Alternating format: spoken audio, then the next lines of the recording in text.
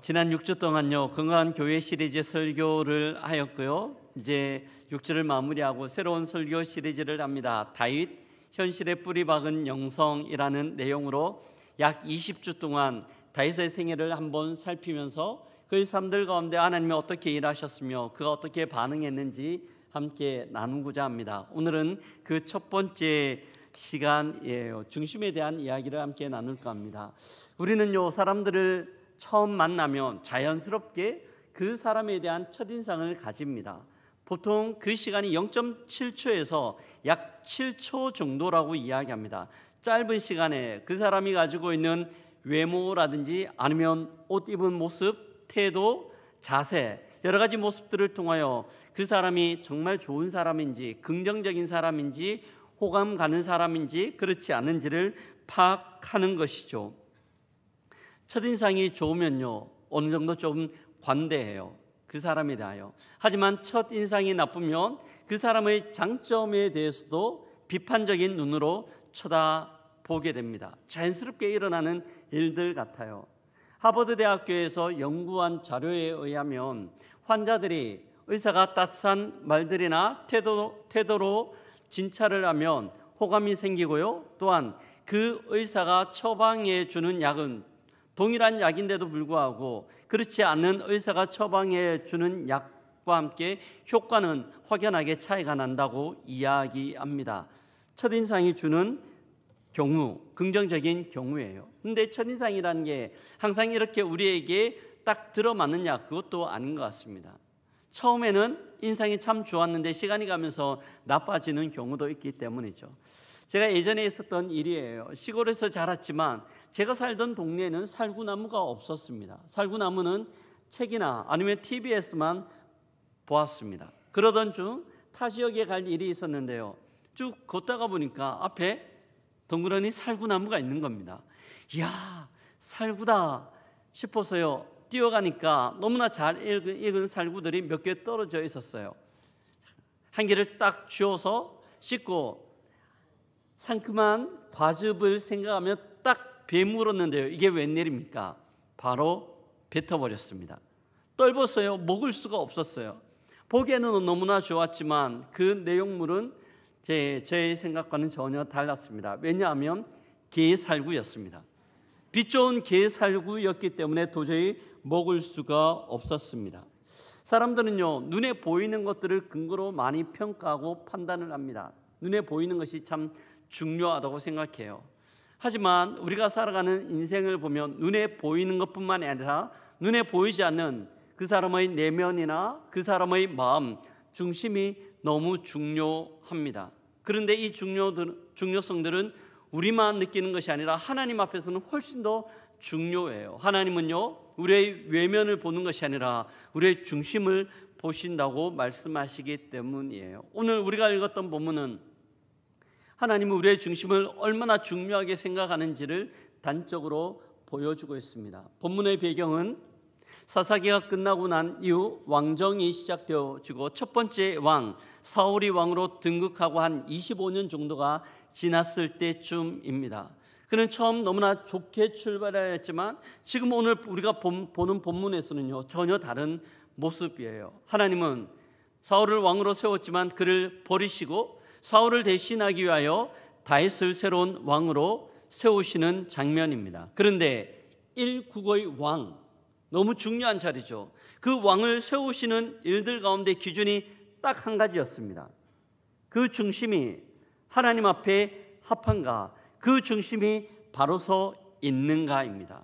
중심이 너무 중요했던 것이죠. 사랑하는 성도 여러분, 하나님이 이처럼 중요하게 생각하는 중심이라는 게 과연 무엇일까요? 이 중심이 무엇이기에 하나님이 이렇게 중요하게 생각하시는 걸까요? 저는 말씀을 통하여서요 하나님이 중요하게 생각하는 중심이 어떤 것인지 함께 살필 뿐더러 또한 우리를 하나님의 말씀에 비추어 우리의 중심은 어떤지 우리의 내면을 살피고 주의 말씀 가운데 서는 시간 되기를 주의 이름으로 축복합니다. 아멘. 먼저 말씀을 통해 살피고 싶은 것은요 중심이 무엇일까 하는 내용이에요. 근데 중심이 무엇일까요? 이렇게 물으면 중심, 생각은 할 수 있지만 막상 설명하려고 하면 쉽지 않아요. 어렴풋하게 생각나기 때문입니다. 우리가 이 중심을 명확하게 이해하기 위해서는 먼저 중심을 살피기 전에 중심과 반대되는 개념부터 한번 살필까 합니다. 오늘 본문에서는 그것을 외면이라고 이야기합니다. 외형이라고 이야기합니다. 본문의 시작은요, 하나님의 명령을 받은 사무엘이 베들레헴을 방문하는 것들로부터 시작합니다. 하나님께서 사울을 버리셨기에 대신해서 한 왕을 세우기 위하여, 기름 붓기 위하여 사무엘을 베들레헴으로 보냅니다. 그리고 베들레헴에 갔을 때 그 지역에 살고 있던 이새와 그의 가족들을 화목 제사에 초청을 합니다. 이 당시 사무엘은 전 나라적인 민족의 영웅이었고 영적 지도자였습니다. 그런 사무엘에게 사울과 그의 아들이 초청받았는데요, 마음이 어땠을까요? 초청받았을 때 마음이 어땠을까요? 굉장히 흥분됐을 거예요. 야, 사무엘이 우리를 초청했어. 사무엘이 우리 집안을 초청했어. 너무 흥분되고 기대하는 마음으로 아마 그 제사 자리에 참여했을 겁니다. 그런데 도착하는 그 시간, 이새와 그의 아들보다 훨씬 더 흥분하는 사람이 한 명 있었는데요, 바로 사무엘이에요. 우리가 읽었던 본문 6절을 보면 사무엘의 반응이 나오는데요, 그들이 오매 사무엘이 엘리압을 보고 마음에 이르기를 여호와의 기름 부으실 자가 과연 주님 앞에 있도다 하였더니, 이 본문에 보면 그들이 오매라는 단어가 나오는데 이 단어는 원어적으로 보면요, 두 단어가 합쳐졌습니다. 오다라는 단어와 함께 그들이 올 그때, 오는 그때라는 의미예요. 그들이 오는 그때 그 일이 일어났다라는 의미입니다. 어떤 일이요? 사무엘이 엘리압을 봅니다. 그러면서 마음에 첫 인상에 왕이다. 오늘 영화에 유명한 대사 있죠.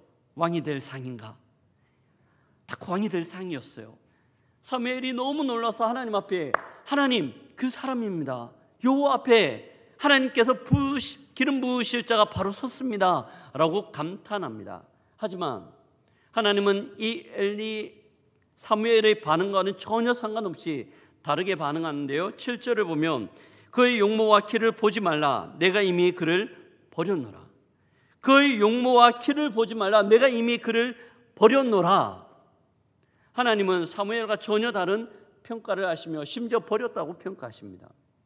그의 외모는 완전 왕이 될 상인데요, 왜 하나님은 엘리압을 버리셨을까요? 그 중심 때문이겠죠. 그 중심을 알 수 있는 내용이 열왕기상 17장에 나옵니다. 골리앗과의 전투예요. 블레셋 군대가 쳐들어왔고 이스라엘 군대와 함께 전장을 이루고 있었습니다. 마주보고 있을 때 블레셋의 유명한 군대 장수 골리앗이 나와서 외칩니다. 야, 너희들 나와 싸우자.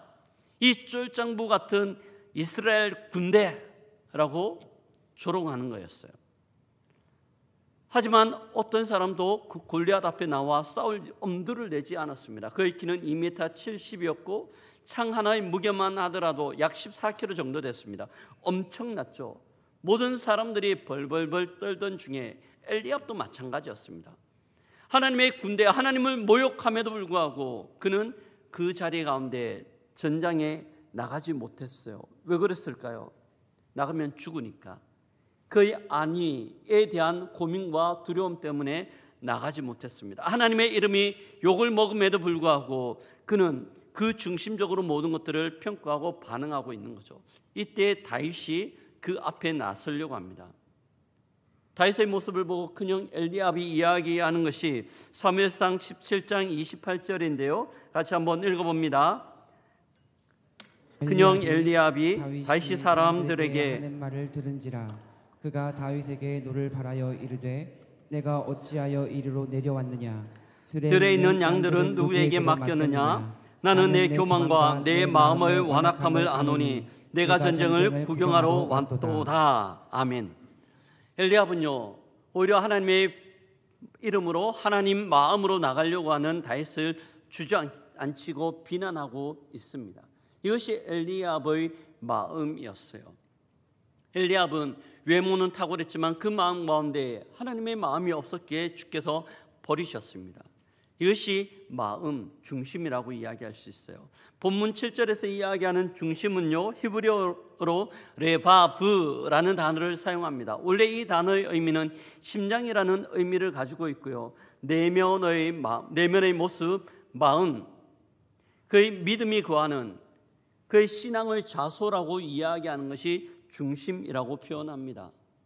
사도 바울은 갈라디아서 5장에서요, 그 중심을 마음으로 표현하면서요, 이 중심 가운데는 육체의 소욕과 성령의 소욕이 거하고, 날마다 이 육체의 소욕과 성령의 소욕이 서로 다투는 장소를 마음이라고 이야기해요. 성령 충만할 때는 이 성령의 소욕의 모든 것들을 이김으로 아름다운 열매를 맺힐 수 있도록 하는 것이 마음 중심이라고 우리에게 이야기합니다.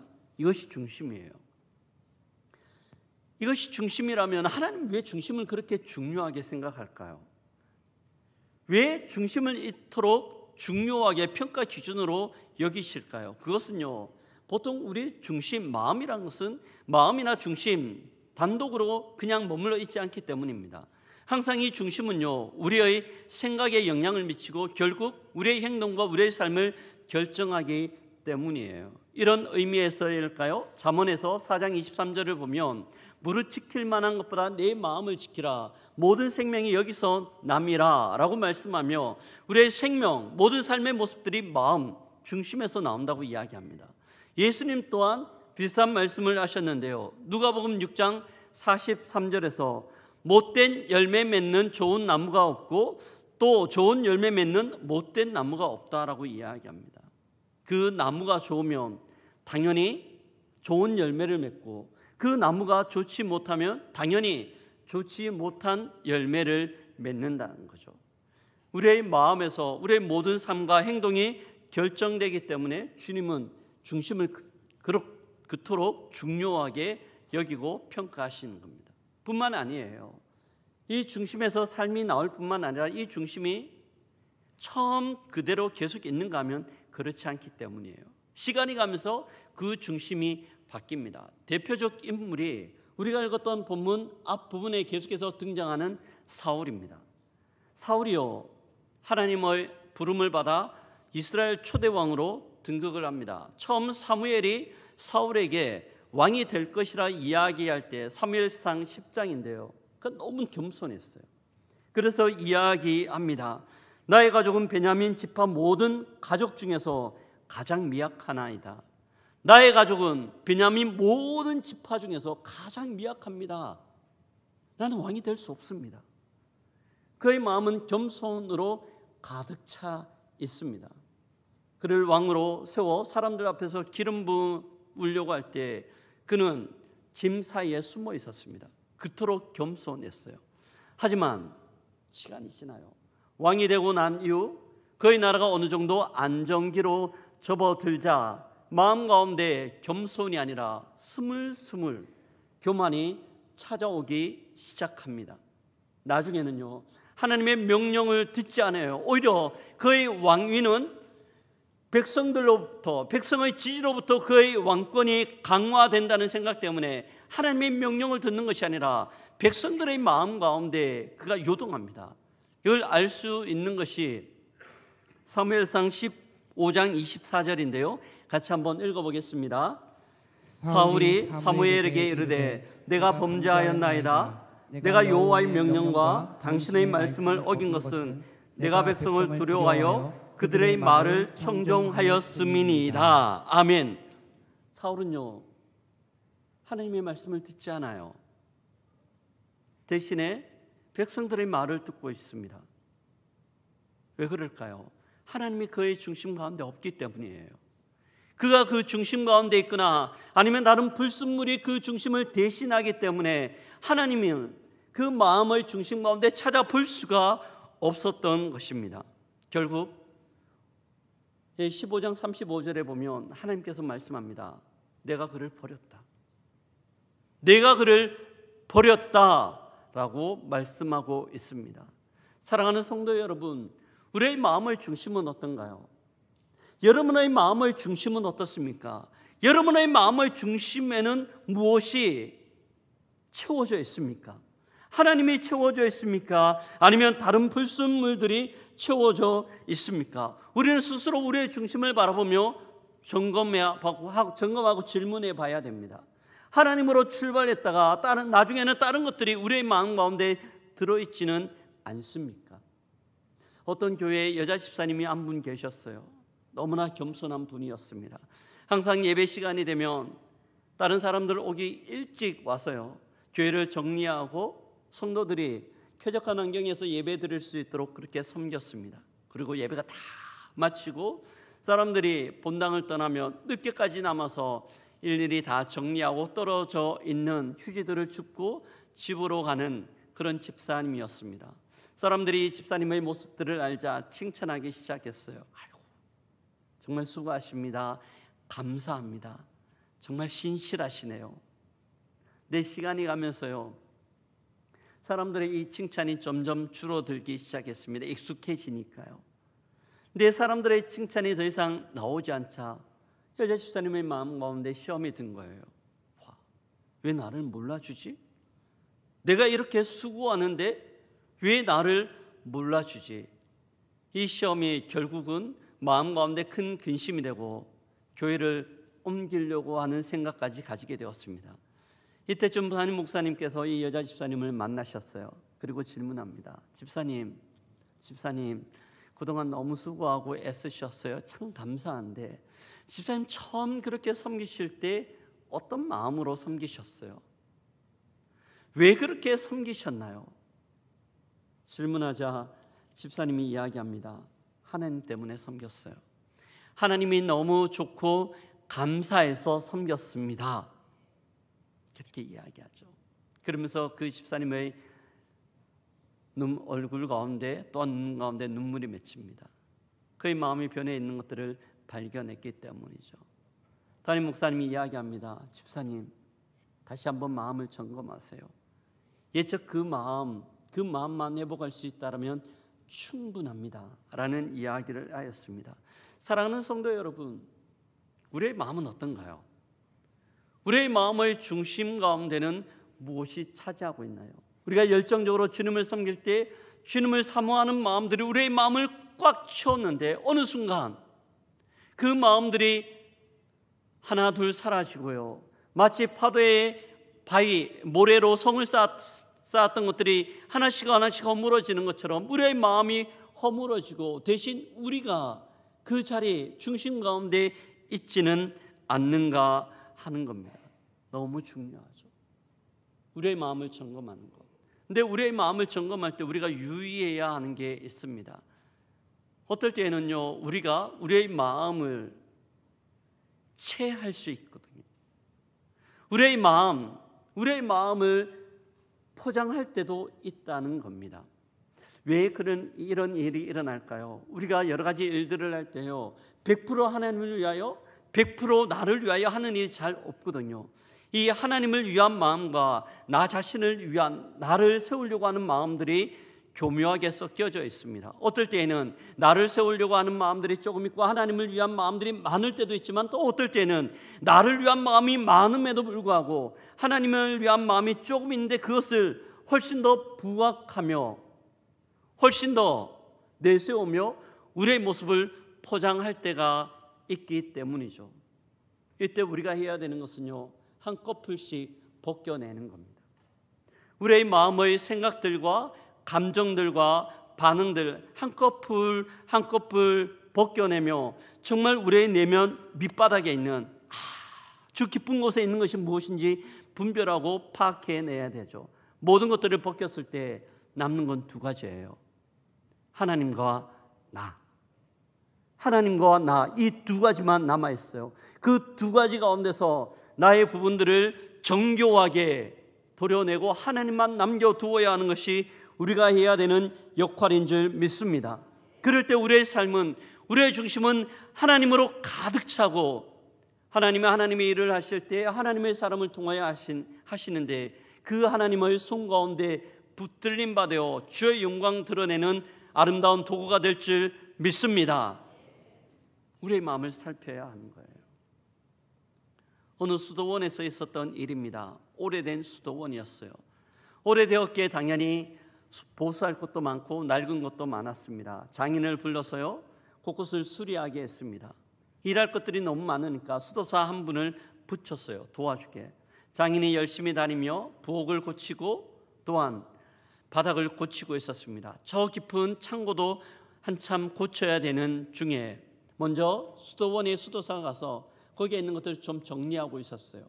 근데 정리하던 중에 한쪽 변에 짐들을 몇 개 드러내는데 뽀얗게 먼지 쌓인 한 무더기가 보이는 겁니다.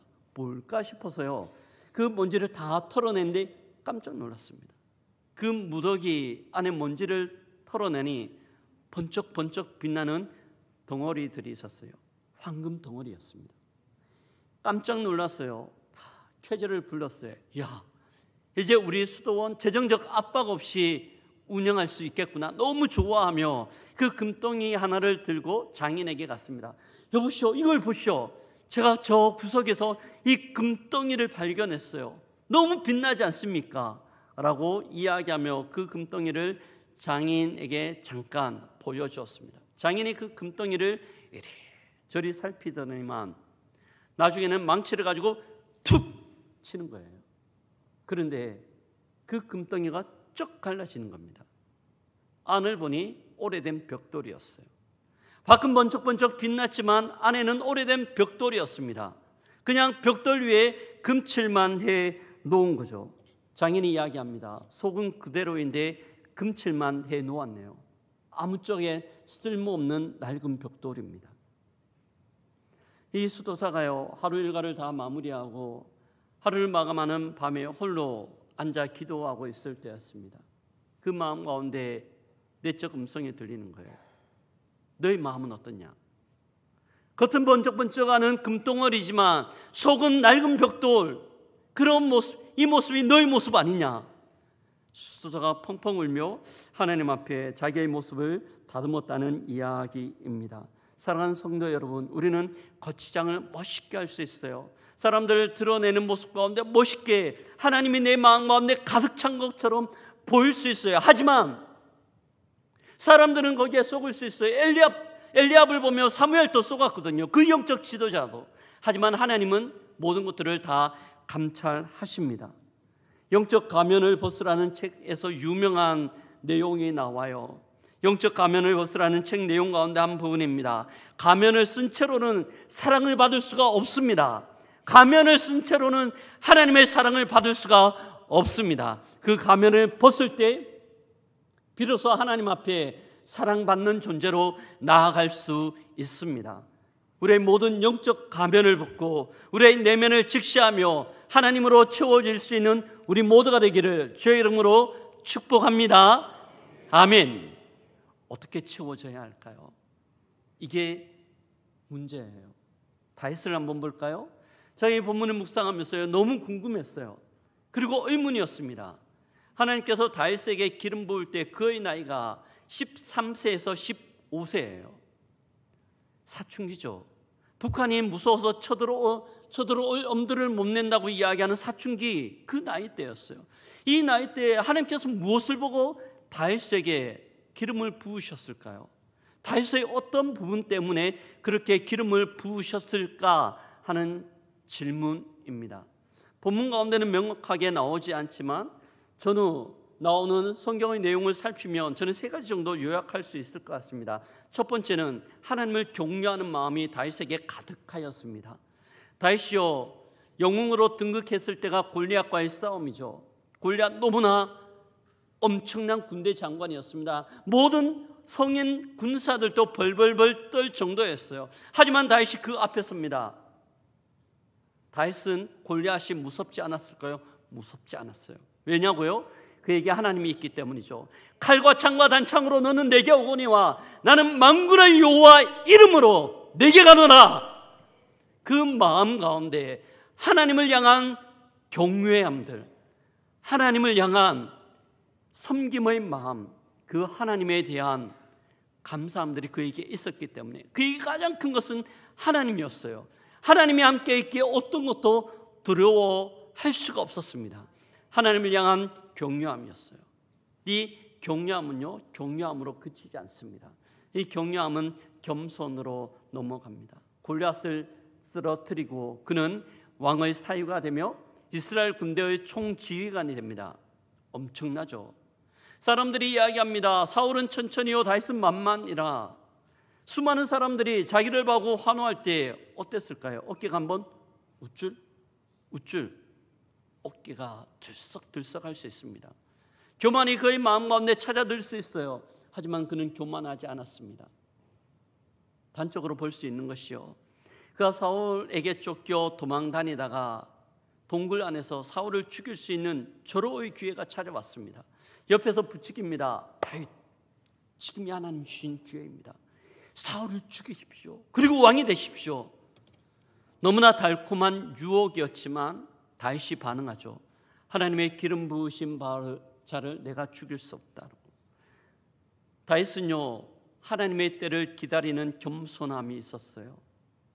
그의 생각이 아니라 하나님의 때에 하나님의 방법으로 일을 진행하는 모습들이 다윗의 마음 가운데 가득하였죠. 또 한 가지 다윗의 마음 가운데 있었던 것은요, 예배자의 마음이었습니다. 시편이 1편부터 150편까지 있습니다. 이 많은 시편 가운데 성경학자들에 따르면 다윗이 지은 시가 최소 73편이라고 이야기합니다. 거진 과반 정도 되는 이 시편을 다윗이 지었어요. 다윗은요, 기쁠 때에도 하나님을 노래하고 예배하였지만 힘겨울 때도 슬플 때에도, 심지어 시편 23편을 보면 사망의 음침한 골짜기와 원수의 목전 안에서도 하나님을 찬양하고 예배한 것이 다윗인 줄 믿습니다. 하나님에 대한 마음 때문이었어요. 그 마음이 그에게 가득하였기에 하나님은 그를 칭찬하며 그 중심을 보시고 이스라엘의 왕으로 세우셨던 겁니다. 이것이 다윗의 중심이었습니다. 그럼 우리는 어떻게 해야 될까요? 이제 남겨진 숙제, 우리는 어떻게 해야 할까요? 우리가 어떻게 다윗처럼 하나님을 격려하고 겸손하며 예배자로 우리의 마음을 채울 수 있을까요? 정답은요, 성령 충만인 줄 믿습니다. 성령 충만할 때 술 취하지 말라, 이는 방탕한 것이니 오직 성령의 충만을 받으라. 주께서 말씀하심을 따라 우리가 성령 충만할 때 오직 성령이 우리를 지배하고 열매 맺을 수 있어요. 우리의 숙제는 어떻게 성령 충만할 수 있도록 우리의 마음을 가꾸는가입니다. 저는 두 가지라고 생각해요. 근데 이 두 가지가 좀 식상합니다. 다 알고 있는 거거든요. 첫 번째는 말씀이에요. 하나님의 말씀 앞에 우리가 서는 겁니다. 여러분, 외출할 때 뭐 하시나요? 외출하기 전에 항상 거울 앞에 섭니다. 왜 그럴까요? 자기의 모습을 살피면서 흐트러진 데는 바로잡고 뭐 묻었으면 떼내야 되거든요. 우리가 하나님의 말씀의 거울 앞에 날마다 서야 합니다. 이 말씀으로 나의 내면을 비추고 나의 상황과 나의 모습들을 비춰 내 모습, 내 영적 모습이 어떠한지 날마다 파악해야 하는 것이죠. 우리가 지난주에 살폈던 것처럼 디모데후서 3장 16절과 17절이 말씀합니다. 모든 성경은 하나님의 감동으로 된 것으로 교훈과 책망과 바르게 함과 의로 교육하기에 유익한 이는 하나님의 사람으로 온전케 하며 모든 선한 일을 행할 능력을 갖추게 하기 위함이라고 우리에게 말씀합니다. 날마다 그 말씀의 거울 앞에 우리의 내면을 살피는 거예요. 덕지 붙어있는 모든 오물과 더러운 것들을 떼어넣어야 합니다. 근데 많은 성도들이 자기의 내면 가운데, 자기의 영성 가운데 참 많은 지저분한 것들이 붙어있음에도 불구하고 몰라요. 자기만 몰라요. 다른 사람들은 다 알고 있는데 자기만 몰라요. 말씀의 거울 앞에 서야 합니다. 그 거울 앞에 설 때 우리가 정결함과 깨끗함을 유지할 수 있어요. 뿐만 아니에요. 그 말씀의 거울에 비춰 말씀을 가지고 적용까지 나아가야 합니다. 말씀만 가지고 감동하는 것으로 그치면 안 돼요. 말씀의 거울 보고 지저분하면 씻어야 되는 것들은 씻고 떼내야 되는 것들은 떼내야 되기 때문입니다. 적용이죠. 제가 얼마 전이었어요. 유치부 전도사님을 만났는데 너무나 자랑하는 겁니다. 목사님, 우리 유치부 아이들 한번 보세요. 한 아이가 분방 공부한 것들을 적용했어요. 분방 공부 내용이요, 그 칭찬이었습니다. 근데 그 아이가 적용한 것 아빠 엄마한테 적용했습니다. 아빠, 아빠는 세상에서 가장 멋진 아빠예요. 잘생겼어요. 아빠 잘 놀아줘서 너무나 고마워요. 아빠 때문에 행복해요. 두 번째, 엄마에 대한 적용입니다. 엄마는 세상에서 가장 예뻐요. 나를 예뻐해 주셔서 감사해요. 엄마가 하는 요리 최고예요. 이 칭찬인데요, 집에 가서 부모님한테 했을까요? 하지 않았을까요? 너무 어려운 질문인가요? 했을까요? 하지 않았을까요? 했어요. 부모님 마음이 어땠을까요? 이 아이의 작은 적용 때문에 이 가정이 어땠을까요? 너무 달라지지 않았을까요? 며칠 동안은 이 아이의 적용 때문에 행복했을 겁니다. 말씀의 적용이 우리에게 주는 능력입니다. 두 번째, 기도의 자리 가운데 나가야 합니다. 기도는요, 우리가 하고 싶은 이야기만 줄창하고 우리가 바라는 것만 줄창 요구하는 명세서가 아니에요. 기도는 하나님의 음성을 듣는 시간입니다. 기도의 시간 가운데 앉아 하나님이 우리에게 하시는 말씀, 감동들을 하나씩 하나씩 우리의 마음 가운데 쌓아야 돼요. 그럴 때 우리의 자아는 떠나가고요, 하나님이 우리의 내면을 가득 채우게 되는 거죠. 하나님의 음성을 듣는 시간입니다. 어떤 기도 참 많이 하는 권사님이 계셨어요. 자녀들이 엄마에게 묻습니다. 엄마는 그렇게 기도 많이 해? 오래 해? 그때 이 권사님이 말씀합니다. 내가 하나님 앞에 하는 기도는 그렇게 길지 않는데 하나님이 나에게 하실 말씀이 많은가 봐. 앉아서 하나님이 나에게 뭐라 말씀하시는지 들으려고 하니까 이렇게 오래 있을 수밖에 없어 라고 이야기하시는 겁니다.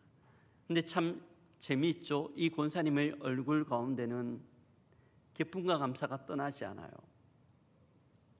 날마다 하나님의 음성을 듣고 그 음성 가운데 반응하기에 기쁨이, 감사가 떠나지 않는 얼굴입니다. 사랑하는 성도 여러분, 이것이 우리의 중심을 하나님으로 채우는 방법이에요. 아주 거창하지 않지만 여러분에게 도전하고 싶습니다. 하루를 시작하는 아침, 말씀으로 시작하면 어떨까요? 회사 조금 일찍 출근하신 이후에 다른 것 컴퓨터 전원을 켜기 전에 말씀을 펼치면 어떨까요? 말씀을 펼칠 때 주께서 우리에게 가르쳐 주시고 주의 마음과 주의 생각을 우리에게 펼쳐 주실 줄 믿습니다. 그걸 가지고 적용하는 거죠. 하루를 마감할 때 기도로 하루를 마감하면 어떨까요? 긴 시간 기도하지 않아도 괜찮아요. 5분 정도라도 그날 있었던 일들을 하나님께 아뢰며, 하나님 이런 일이 있었습니다. 하나님 마음은 어떻습니까? 하나님 제가 어떻게 반응해야 될까요? 제 감정의 이유는 무엇입니까? 물을 때 주님은 우리에게 가르쳐 주심으로 하나님의 마음이 우리에게 채워질 수 있는 거죠. 말씀을 마무리합니다. 사랑하는 성도 여러분, 오늘 우리는 다윗에 대하여 함께 살폈습니다. 다윗, 하나님의 마음으로 가득 중심이 채워진 인물입니다.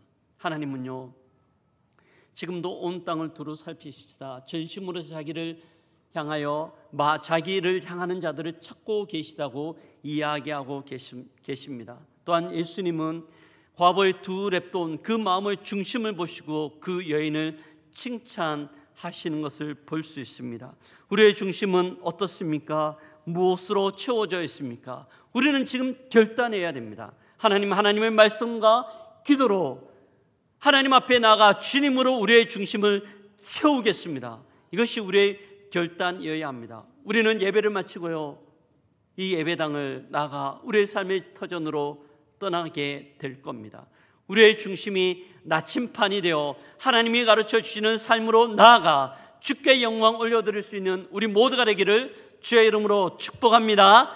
아멘.